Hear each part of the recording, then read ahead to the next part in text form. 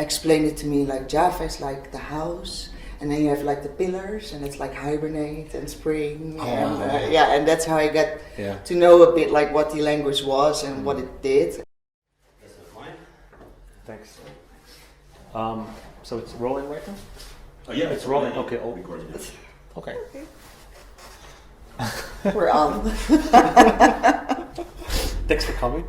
I have a special guest today, Saskia, our head of sales at Sytac. So just to kick it off, for the people who don't know Saskia, can you give us a very short introduction? Yeah, sure. I'm Saskia Capiau. I always call myself the dinosaur at Sytac.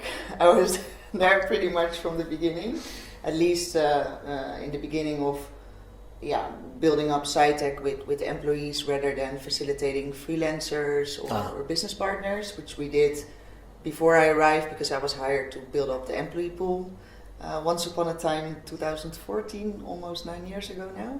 Wow, the time flies. Yeah, the time indeed flies. So that's why I call myself the dinosaur. Still very happy though at Sytac, so I can highly recommend it. I think I had a lot of opportunities and I was able to do a lot of different things within the company. And now I'm actually in a position where we can steer the company with the management team, which is, in my opinion, I'm 32. I really highly value the opportunities that Bert, the owner of the company, gave me in the past. And that's also a funny story because how I got hired in the first place or how I got to Sytac. That was actually my next question. Because I wanted to immediately. Of course, I would love to hear it. Yes. I studied with his son Edgar, who's also in the company in the management team and responsible for the operations part of Sytac. And his father asked him, of everybody who's graduated from your year, who would you hire blindly? And he pushed me forward. We did quite some projects back in the days together, and we were also good friends. So that's actually how I got here in the first place. Back then I just graduated, I was working in hospitality, and I was like, okay, let me have a year of fun before starting the real life, or I'm going to do another studies. And instead of that, I was sitting here across Birth, raising the question, do you know what Java is? And I was like, yeah, it's an island in Indonesia. And I traveled around there, so I know it. Wow. He was like, okay, you are hired. So that's actually... So the prerequisite that you didn't know much about the technology, No, not at all. I really thought that he was raising a question about one of my holiday destinations. So I was completely like, what is going on? And he also asked me like, what kind of person are you? Like a door opener, or a relationship builder, or this or that. And I was like, I have no clue. I just worked behind the bar up till now, but. Then he gave me the opportunity, and it was, I have to say, in the beginning pretty rough, but we had a very nice CTO back then also. His name was Ernst Nolte, and he explained it to me like Java is like the house, and then you have like the pillars, and it's like hibernate and spring, and that's how I got to know a bit like what the language was and what it did, and how you could program it and what you needed in terms of like tools, technologies, etc., etc. And just did a lot of technical interviews with him, and that's how I sort of like got a grasp of what I was actually doing. So well, you seem like a natural because like we worked together for about 4 years now, 4 years, right? And this is the first time I hear this story, by the way. And you seem like a natural because I thought you already knew a little bit about the technology. You're one of the people who have absolutely no background in technology, but still able to explain, technologies and things for people who are not technical. Do you think that's an important thing to have? Yes, definitely. Also, with all the account managers that work in my team, I always ask them to. Take the first months, sit down with every consultant pretty much that we have, and let them talk about what they do and their work, because how can you sell a certain service if you don't really know what your service is doing? So I think you don't really have to program, although I went to Node School for a bit to start JavaScripting to at least have a bit of a clue of what our consultants were doing. And yeah, I think it's a part of your intrinsic motivation. Yeah. And if you have affinity with it or you consider it interesting, then it's pretty easily, because people are so enthusiastic when they talk about it, you get enthusiastic about it too, right? Exactly. I mean, you see these enormous big innovations like now ChatGPT, for example. The adoption is huge. It's something that you want to follow and that you want to be a part of. And I think that ING once said it pretty right. I think somewhere in 2015. We're not a bank with an IT department. We're a tech company with a bank license. Putting IT central, and actually it is now at the core of so many organizations, and organizations that don't have it at the core yet. Yeah, it's like the evolution theory of Darwin. You won't survive in the end, because everything is centered now around these technology waves that we are experiencing. Wow. Yeah. Interesting. You mentioned something about trends, right? Yeah. So it's an important part of your job as you're approaching clients and keeping up with the current ones and so forth, is to keep track on these trends. Yeah, exactly. And then building up that knowledge of the existing things, and also training people. I find it really, really interesting from like an organizational perspective, because a lot of people who don't work in consultancies, they just see, okay, well, this clients need technology X, Y, and Z, and this consultant knows this, but how do you match these clients with these consultants? That's a very, for me, it's very interesting. Oh, yeah, I guess we still have a lot of trial and error in that. So it's a continuous learning path that we are experiencing. But I think if you know your client, and you can actually talk about, a lot of the times you get like applications and it's so flat and plain, and it doesn't really say anything about the challenge that they are actually facing. And if you know how to ask the right questions, because sometimes you also have clients and they are interviewed for things that they are not even using.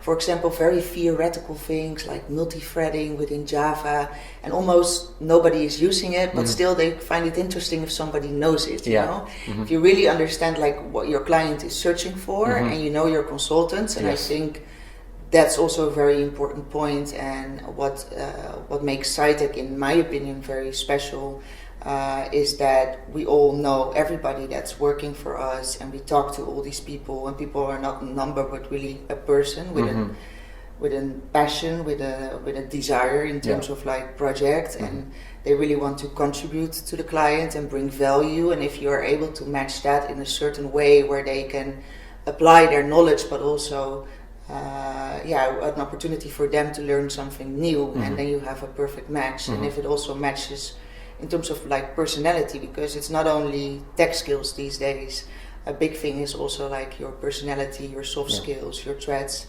that really contribute to the team as a whole. Because if you have a lot of dominant people in a team, then you might need somebody that's a bit more on the side with its opinion. And if you have a team that has no direction, then you really need somebody that's there and that speaks out and gives feedback in a constructed way.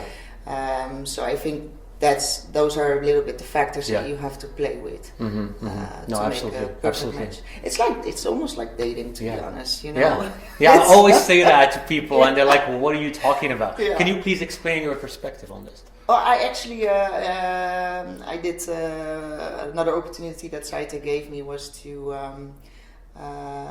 do my Nijrode studies next to work for 2.5 years, and I followed a subject there, entrepreneurship, and I actually had to come up with a new product, and we came up with a product that was actually based on kind of like Tinder app, but then for employment, where you would do like a personality test, you would have your tech skills, your soft skills, and then based upon that would connect with potential organizations that were actually looking for a certain person. And because why is it so difficult to match in terms of like work, while it's so easy to find the love of your life via an app, right? So I think that's a bit like how you have to see my work or our work as the sales team of Sytac, because we're constantly looking for that perfect match that lasts at least for 2-3 years preferably. And that's the whole picture together. It's not just hard skills. It's like soft skills, hard skills, but also what is your ambition? Where would you like to be, and where would you like to grow into? If you could incorporate that in an app with a sort of like decision tree, and every time you take a path in that and you put an algorithm on it. I actually heard about a company, they have like a lot of testers, they're pretty big, and they have something like that in place to connect people who work for them with client profiles. So actually it could be interesting to see whether we can develop also something for them in-house. Because it's also funny if you can just see like how this algorithm connects people to certain jobs, like based on their disc profile. Right. So connecting, that's a very interesting idea indeed. And what I really also find interesting in the way you describe things is that a lot of developers, they're very too much into the technical side of things. And of course, when we hire people, you, myself, and other departments within the company, we try to look for people who have like this, profile that can at least have potential to improve in other ways, not just the technical. But this word like sales, for example, like the word sales has such like a dirty connotation for people. They think like just sales is like this slimy person trying to sell me something. It's like, get out of here, right? But like, it's people like yourself who understand it differently and convey it differently. You make it more interesting for people to learn. And that's what I tell developers as well. You have to learn a little bit of sales. You know why? So you can sell yourself. You begin by selling yourself before you sell something else. And to sell yourself, you have to learn to believe in yourself and believe in your ability. So it's like a whole, like you mentioned, it's like a process. You get to know the product. So for example, in your case, you get to know the people. The technology. And like you indeed said, I mean, sales officially has a very cold vibe to it. It's like the term used to describe activities that actually lead to selling a certain product or service, and it's essential for your organization. We all need sales, because else you don't have viability in this society as a company. Absolutely. So it's sad, just like with recruitment, that there's still this negative vibe with it. But indeed, salespeople can be quite annoying, especially doing cold acquisition in the beginning. But in the end, we're there to build up a relationship and to understand the client and to understand what the partnership contains and what does it mean for the people here. We always say that we are a people first consultancy. Leave that out, the consultancy word. We are a people first company. Exactly, indeed. First truth. We're a people first company that means that we need to offer some diversification for the consultants, because as you know, we're very big in banking and in transport, but very high on my agenda is becoming bigger in the energy market or within retail or e-commerce. So you can have the variety in terms of like industry domains, because people pick us because they also like a certain dynamic, I guess, in their work, because switching between clients but still working for the same organization offers some differences in terms of like work industry, challenges, opportunities. Absolutely. So I really hope that they can also look at sale from a positive perspective. And being in this sector for such a long time, I have to say, like, I have a lot of contacts, and I always do a lot of it these days, like, as we say, in a warm way, from a warm hand, which is a way more fun absolutely. Way of doing sales. You already have like a contact with exactly. And you really see with these big accounts that we do, the things go really smoothly, but also like we also constantly have to look for new accounts, but we have also a lot of people working for us who might have a connection there, or they know us from a meetup. And these days I'm also not trying to do cold sales anymore, but doing more like, shall we organize a combined knowledge sharing session? What can we bring to the table that's more than just the service of the people that we can offer? Because we have so many brilliant people working for us. We can do a lot of cool things together, and we have such a strong community. I think if we can share that, it's something that's mutual benefit for the client, for us. Yeah, way absolutely. more interesting and a way more fun tactic to start doing business together. 100%. 100%. Yeah. So if we take anything away from this, is that sales is building a relationship. Yeah, it can be. Yeah. It can start like hard calling, like cold calling, like you mentioned, or warm calling. Yeah. But it's all about helping the client achieve at the end of the day what they want, but also us giving the opportunity for you as a developer to practice new skills, learn new things, but also exercise your craft. And Saskia, I just want to ask you a question, since you're very intimate with the client. So you sort of like we work with the biggest, some of the biggest players in the industries here in the Netherlands. Being close to these clients, what type of profile of a developer you think is most likely to be appealing to these types of clients? Or at least has the potential to be. Yeah. I think what is very important is that somebody can speak up at the client. I think that also still a learning curve for us is, having our consultants way more on the advising role. Like today I heard something very funny from a chapter lead of ours who did a workshop how to say no to the client.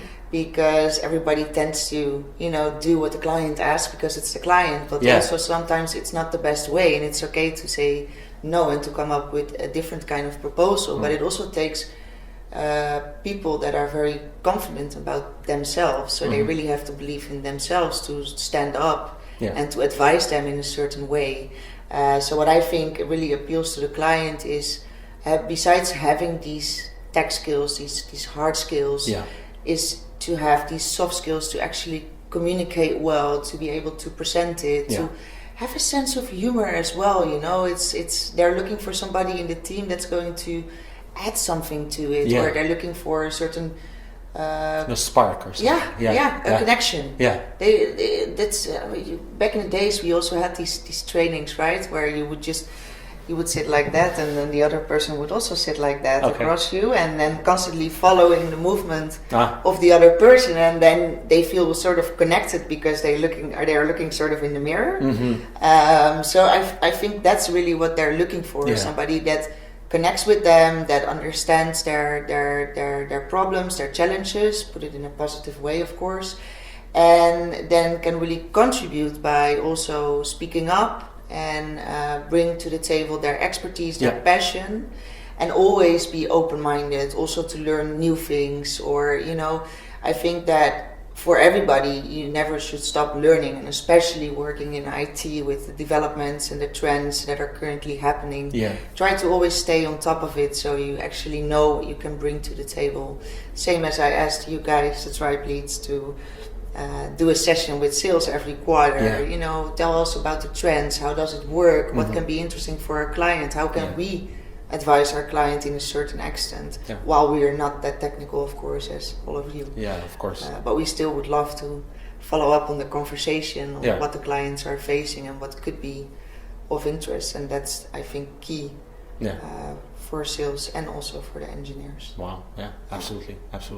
Yeah, and we, at least from my perspective, I don't always hire. So when someone is like, we have a candidate, we're going to put a link here if you're interested in joining Sytac. We are always open to for interesting profiles. People also come in with new energy.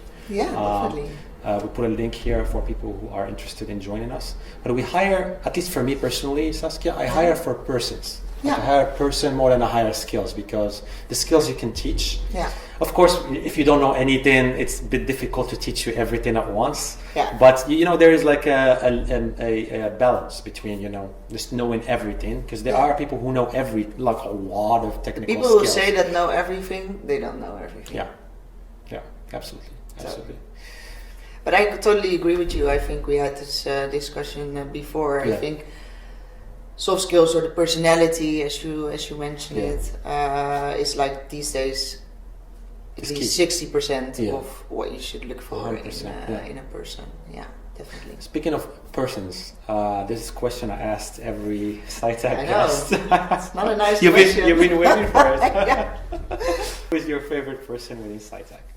I already thought about it for quite some time now, and I have to say, I don't really have a favorite person. No, I have my management team. I grew up with them. Mm-hmm. They became almost family. Mm-hmm. I have my right hand. I work with him so much, and we can communicate with each other without talking. We write together. It's Roy, of course. Yeah. But I have Matthew, with who I love. We had on the show as well. Yeah, exactly. And then we have the triathletes with so much passion, like you, like Luca, like Zolt, and you also belong to my favorite people, but also the people from back office. Kirsten, she's working here already for years. Yeah. She's amazing. These people are also really the backbone, but nobody ever sees them because they're always in the back office arranging all the contracts, the visas, the INDs. So how can I say that I have a favorite person? Oh my God, this is what I hate about I'm sorry. speaking to diplomatic people. Yeah. Come on, okay. I just. No, that's fair. That's fair. fair. And also like our first international hire, Francesco Pizzo. Mm-hmm. Yeah, definitely. I even celebrated Christmas with him a couple of times with lunch, and because it's you build up this relationship with people, but also some of the last people that came in. I mean, how many Friday drinks I had with Lucas, for example, where it's I think it's really me as a high I, and I'm a high I. It's really difficult to pick one because I live off energy of people. And it's I can't give a straight answer to that. But like I said, there's a lot of people that are really precious to me and for this organization. Sounds good. Sounds good. How do I follow with this? What is your favorite Sytac moment? Well, so far. You know what I'm gonna say, because everybody's gonna say that. We all love the winter sport trip, right? It's really amazing that we can all do this together, and it's growing every year. I mean, this year we're going with almost 60 people hitting the slopes, and it's a couple of days where you really bond on a deeper level with a lot of the people, and there's this core, but there's always new people joining as well. I really consider it one of my favorite moments within Sytac. Yeah. It was actually funny because I also had to think about a bit of a funny story, which actually also happened at the winter sport trip. Ooh. Yeah, I was hitting the slopes, and I'm more of like the social winter sport person. Yeah. So I'm not that active, but I'm super happy if I just snowboard and I take my turns and I get down without falling. Awesome, and then I can have a drink in the bar. So I've been doing it already since I was 18, and I'm still not good. So I also gave up on ever becoming a professional on that side. But there was this one time where we were on the slopes, and I was wearing my winter sport suit, the pants. Yeah. And I actually was pretty happy. Everything went well, and then I fell, and I fell not that hard, but my whole pants ripped at my butt. So I was standing like pretty much butt naked at the pre-stay with all my colleagues. So it was actually a very awkward moment. But in the end, I actually called Mano. I said, Mano, remember any fun thing that you remember the time when we were hitting the slopes and you... How can you forget that? Broke out of your pants. I was like, or ripped out of your pants. I was like, oh yeah, that moment. Yeah, I can still use it, because it did happen at the winter sport trip, which is one of my favorite moments. But I have to say, I have plenty. I also love the New Year's party. I love the beach barbecue. I love the Friday afternoon drinks. I like the brainstorm sessions. I loved it when we were in Spain together, for opening our nearshore center. I just love the moments when we are really connecting as a group. So I have actually a lot of precious moments. Yeah, that's also why. I never consider myself leaving, because I can't really leave it behind. No. It's really hard to leave family behind. Yeah, if you exactly. look at it that way. Yeah, and that's, I think, also the feeling that we want to give everybody at Sytac, is that they are part of a family, something bigger than themselves, and working with so many expats and different cultures, it's always super interesting. You know, we have people from Venezuela, we have them from Ethiopia, Russia, Canada, Morocco, you name it, we have it, and it just results in such an interesting dynamic, and I get to learn so much from all these people. And I actually did my thesis, you know, about the cultures within Sytac and how these result in the psychological contract between employer and employee. And it was really interesting sitting down with all these groups of people and understanding where they are coming from and how they perceive certain actions or messages. And that keeps me. I keep on learning just from everybody that's within the organization, and especially if we are in a group setting, in a fun setting. It just provides me with a lot of energy. Yeah, that's amazing. I remember before moving to the Netherlands, I was talking to you, I think, on the phone. You helped me actually find a house. Yeah, I actually did. I was back then also a real estate agent. Yeah. It was really interesting. I really appreciate it, by the way. Really thank you for that. And it was actually not Saskia's job to look for houses but this is how it just joins the effect of, you know, that we treat each other with respect and try to help each other whenever possible, and definitely, that's the idea. Definitely, yeah, and I really enjoyed that time actually, because back then we were really building up where we are now. I mean, we have been professionalizing a lot in the last years. But back then, you know, you were consultant manager, you were account manager, you were a real estate agent if that was necessary, but we all did it together. We were renovating apartments by ourselves, you know. It was really, I really look back at it and, with a smile on my face. Yeah, amazing. Yeah. What is your least favorite subject moment? That's really easy. That's really easy. Okay. Corona. Yeah. For me, it was especially with KLM. KLM is one of our oldest clients. We have done a lot over the last 10 years with them actually, and seeing all our work burned down the ground pretty much, because they just were in such a terrible position, and within a couple of weeks so many people were... just for people who don't know in the audience, what happened? Well, Corona hit the Netherlands, of course, in March 2020, and we went into a lockdown. People couldn't fly anymore, so there was no business for KLM anymore, and their costs were super high. And there was actually nothing that nobody could do about it, and they had to pretty much let go of all their people on an external base, but also a lot of people on an internal base, and it was really disastrous. And getting all these people back to Sytac on the bench, and with so much insecurity in the market, other clients were also not really hiring. There was a lot of pressure on us. There were also clients that asked for a discount because they were also unsure about their business, and we just had to make some terrible decisions back then, and that really took its toll on me, for sure. Wow. So that was, but I always learned, and this was told to me already a couple of times before, but where a door closes, a door opens. Definitely. And that happened, and we are again way more healthier than we were before. And now we are even bigger and stronger at KLM than we were before. Definitely. And back then we could show our our loyalty to them, because we made some arrangements with them to help them accommodate with this tremendous loss that they were facing. And it has built up on our relationship, and in the end it's for the better, of course, at least where I am now, because if you would have said it to me a couple of years ago, I would have laughed in your face probably, or cried, one of these two. But I'm really happy that we were able to get through it together, and that we are where we are now. But also me living, getting energy from people and being locked down for months.